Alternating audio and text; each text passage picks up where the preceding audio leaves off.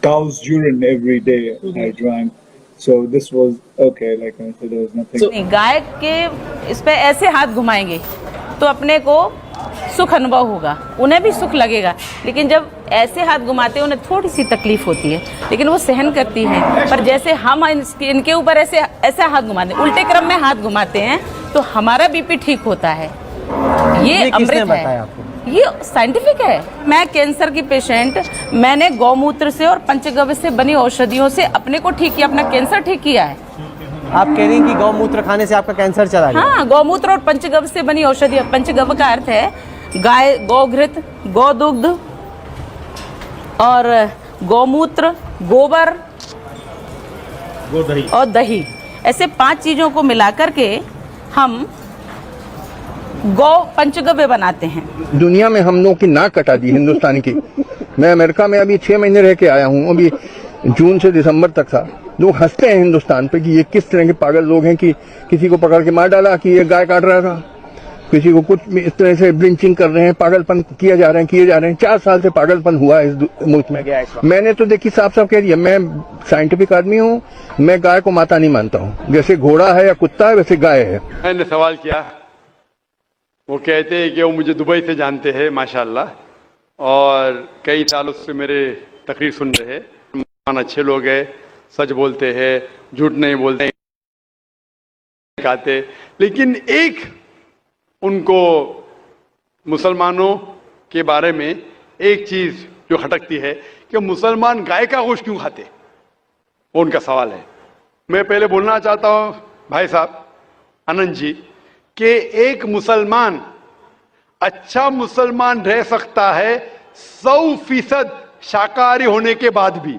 A Muslim can be a good Muslim even by being a pure vegetarian. शुद्ध शाकाहारी होने के बाद भी एक मुसलमान 100% अच्छा मुसलमान रह सकता है।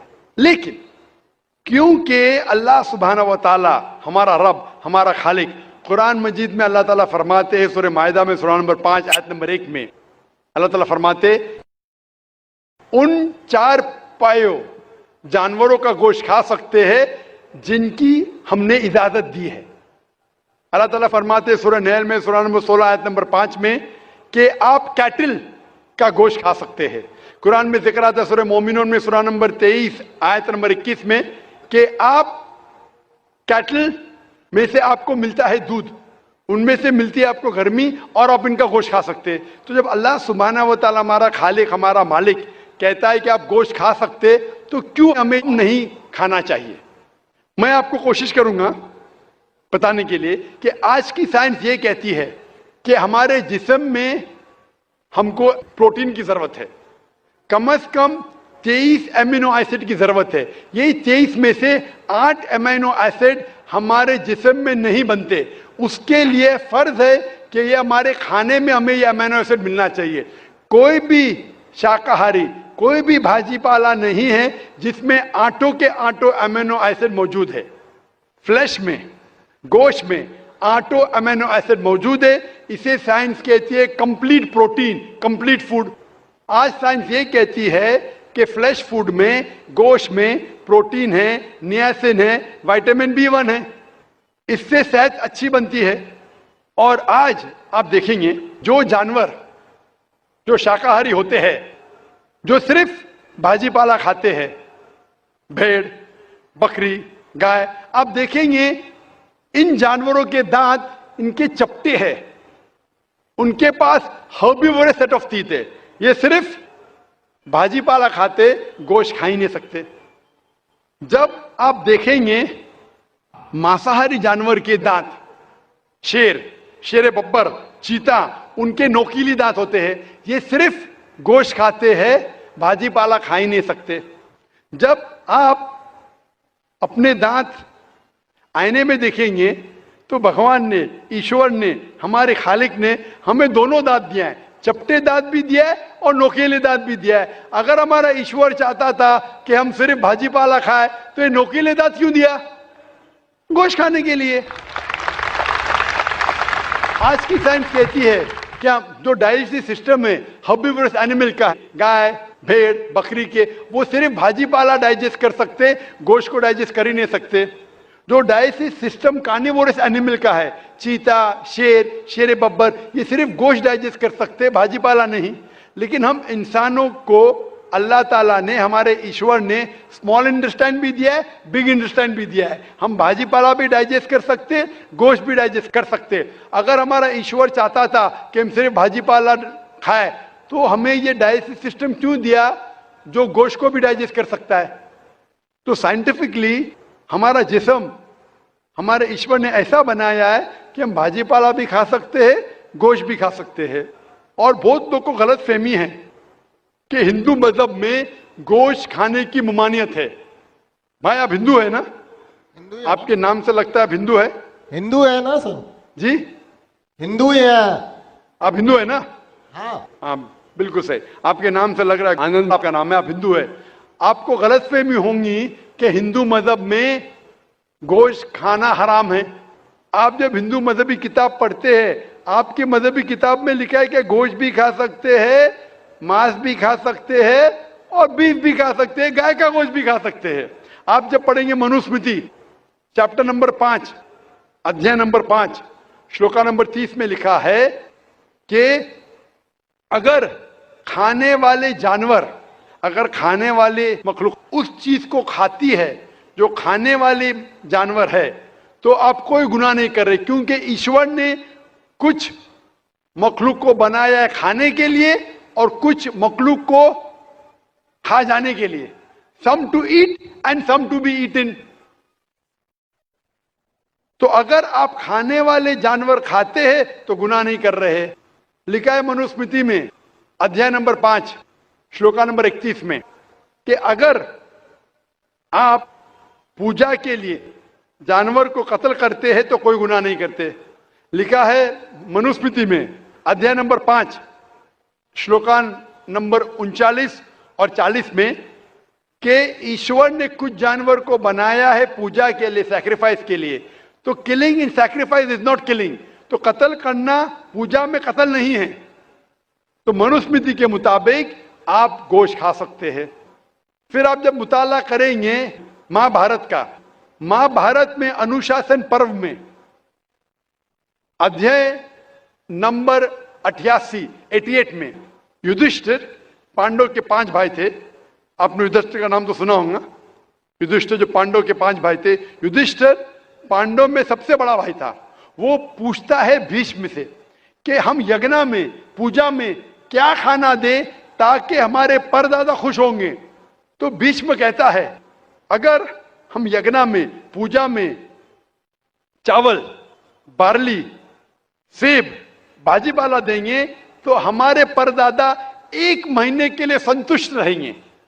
अगर हम मछली देंगे तो 2 महीने के लिए, अगर गोश्त देंगे 3 महीने के लिए, अगर खरगोश देंगे तो 4 महीने के लिए, अगर बकरी देंगे तो 5 महीने के लिए, अगर सुअर देंगे तो 6 महीने के लिए, अगर परिंदा देंगे तो 7 महीने के लिए, अगर हिरन देंगे तो 8 महीने के लिए, अगर बैल देंगे तो 11 महीने के लिए, अगर गाय देंगे तो पूरे 1 साल के लिए हमारे परदादा संतुष्ट रहेंगे। 1 साल। क्या दूध की बात कर रहे हैं सर? आप बफेलो देंगे, बफेलो तो 12 साल के लिए, अगर राइनोसरस देंगे या रेड मीट, लाल गोश्त, तो हमारे परदादा हमेशा के लिए संतुष्ट रहेंगे। पूरा मेन्यू है महाभारत में, हिंदू किताब में पूरा मेन्यू है। क्या चाहते हैं? भाजीपाला, मछली, गोश्त, खरगोश, हिरन, बीफ, बड़े का छोटे का सब है। आप अगर वेद पढ़ेंगे, वेद में भी लिखा है कि संत और साधु गोश्त खाते थे, गाय का गोश्त भी खाते थे। फिर आप क्यों कहते हैं कि गोश्त खाना हराम है? क्योंकि बहुत से हिंदू लोग बाकी मज़ाहिब से प्रसन्न हुए।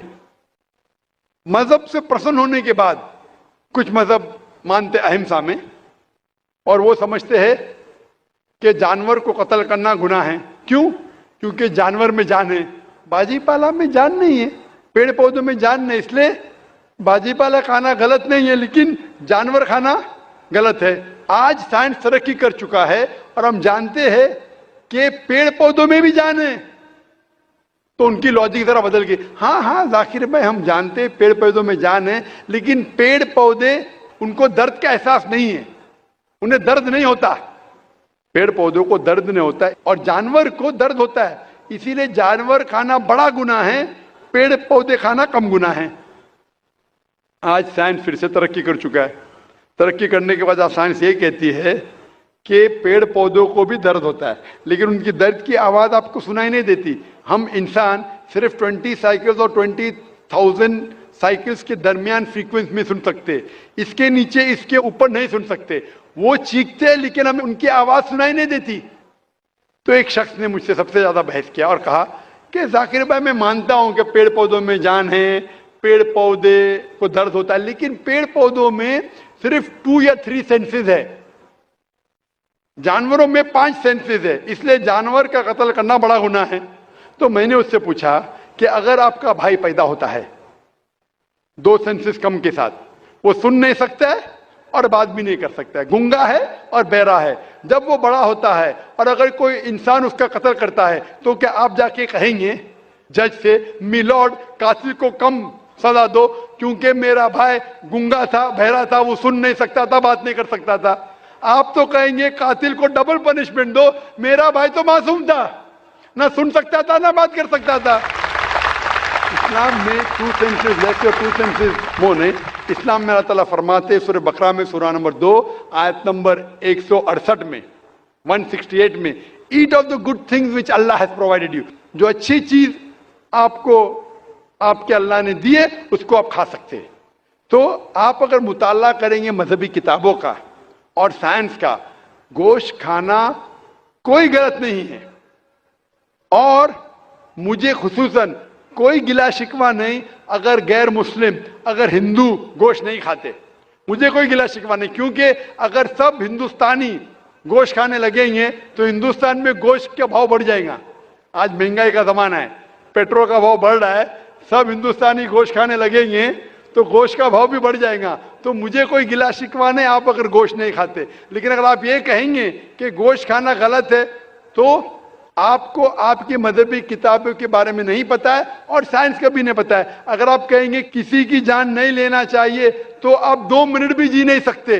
हम जो सांस ले रहे हैं ये जर्म्स है, जर्म्स में भी जान है, आप सांस लेने से उनका कत्ल कर रहे हैं तो आप जी नहीं सकेंगे। इस्लाम में यह है कि जो चीज की इजाजत है वो आप खा सकते, जो हराम है उसको नहीं खाना चाहिए।